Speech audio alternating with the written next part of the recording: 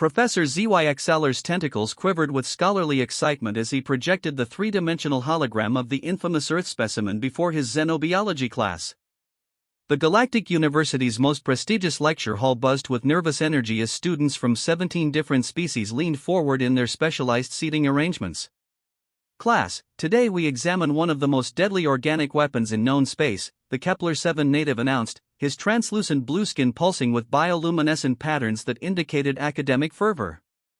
Behold the Terran deathfruit, Capsicum annuum in their primitive taxonomic classification. The holographic pepper rotated slowly, its innocent red surface gleaming under the artificial lighting. Gasps echoed through the amphitheater from students whose species had evolved entirely different biochemical frameworks. A Rigelian in the third row actually fainted, his crystalline form shattering into protective fragments before slowly reforming. The chemical compound responsible for its lethality is known as capsaicin, Professor ZYXLer continued, manipulating the hologram to show the molecular structure. A single exposure to this substance can cause immediate neural system overload, cellular combustion sensations, and in severe cases, complete respiratory system shutdown. The humans, in their typical barbaric fashion, have weaponized this into what they call pepper spray. In the back corner of the lecture hall, tucked behind a support pillar, Marcus Thompson, the only human enrolled in the Galactic University's interspecies biology program, tried very hard not to laugh. He adjusted his position slightly, ensuring his oversized Andromedan lab coat concealed what he was doing, and took another crunching bite of his lunch. The red bell pepper was particularly sweet today, with just the right amount of juice. He'd grown it himself in the university's hydroponics bay, one of the few reminders of home during his 3-year exchange program. The irony wasn't lost on him that his innocent lunch was being described as a weapon of mass destruction. Now, observe the thermal readings, Professor ZYXLer announced, switching to infrared imaging of the holographic pepper. The capsaicin concentration produces heat signatures that would be lethal to most known life forms. Fracarian physiology, for instance, would experience immediate system shutdown upon contact. The Centauri delegation's preliminary studies suggest that even atmospheric dispersal could clear a space station. A Fracarian student, her scale shifting to the deep purple that indicated terror, raised one of her forearms. Professor, how do humans survive on a planet where such weapons grow naturally? Are they immune through technological augmentation? Marcus paused mid-chew, interested to hear the answer. He pulled out a small container of ranch dressing he'd synthesized from Earth's agricultural database and dipped another pepper slice into it. Excellent question, student Thexani, the professor replied, his tentacles writhing with academic pride. Current xenoanthropological theory suggests that humans developed natural resistance through millions of years of gradual exposure. Their ancestors likely consumed increasingly dangerous variants until their pain receptors became completely desensitized. It's a remarkable, if disturbing, example of evolutionary adaptation to a hostile environment. Marcus nearly choked on his pepper trying not to laugh. He remembered his grandmother's garden in New Mexico, where she'd grown ghost peppers that could actually challenge a human palate.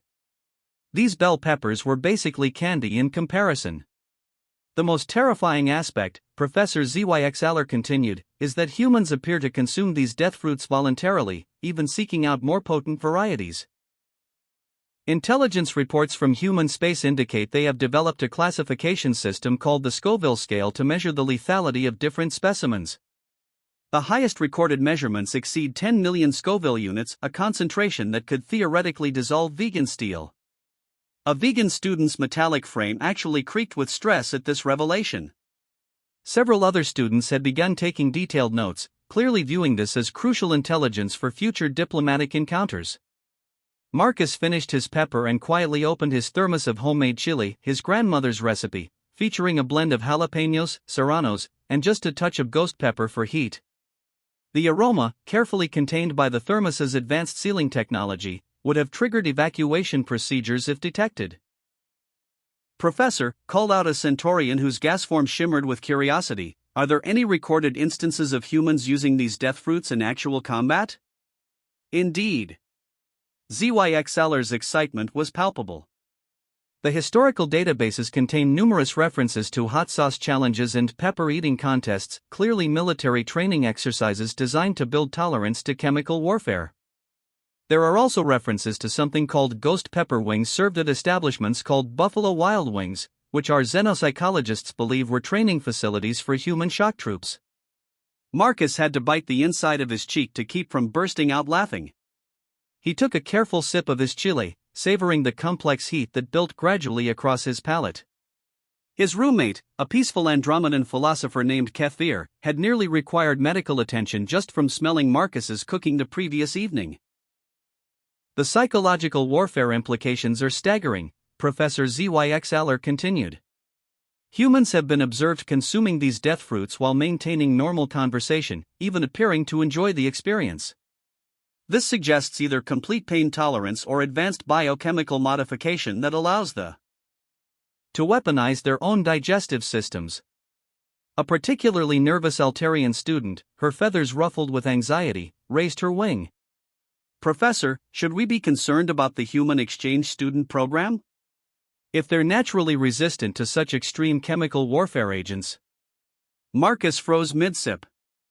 Several heads began turning to scan the lecture hall, looking for the rumored human who had somehow gained admission to their prestigious university. An excellent point for consideration, Professor ZYX Aller replied thoughtfully.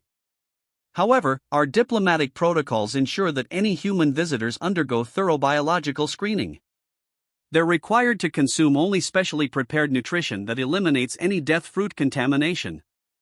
The safety measures are quite comprehensive. Marcus looked down at his thermos of chili, then at the remaining bell pepper slices in his container. Slowly, he packed everything away, making sure to seal the containers thoroughly. Perhaps it was time to start eating in his dormitory room. As the lecture continued with detailed molecular analysis of capsaicin's effects on various alien physiologies, Marcus quietly slipped out of the back of the hall. He had some meal planning to reconsider and maybe some diplomatic protocols to review. Behind him, Professor ZYX Aller's voice echoed through the chamber. Remember, class, knowledge of these Terran death fruits may one day save your lives. The universe is vast and dangerous, and humans are undoubtedly among its most formidable species, armed as they are with nature's own chemical weapons. Marcus smiled to himself as he walked down the corridor, already planning tomorrow's lunch. Maybe it was time to introduce his fellow students to the concept of salsa verde. Very gradually, of course. He was, after all, supposed to be a diplomat. The irony that an innocent bell pepper had just been classified as a weapon of mass destruction wasn't lost on him. Wait until they learned about onions.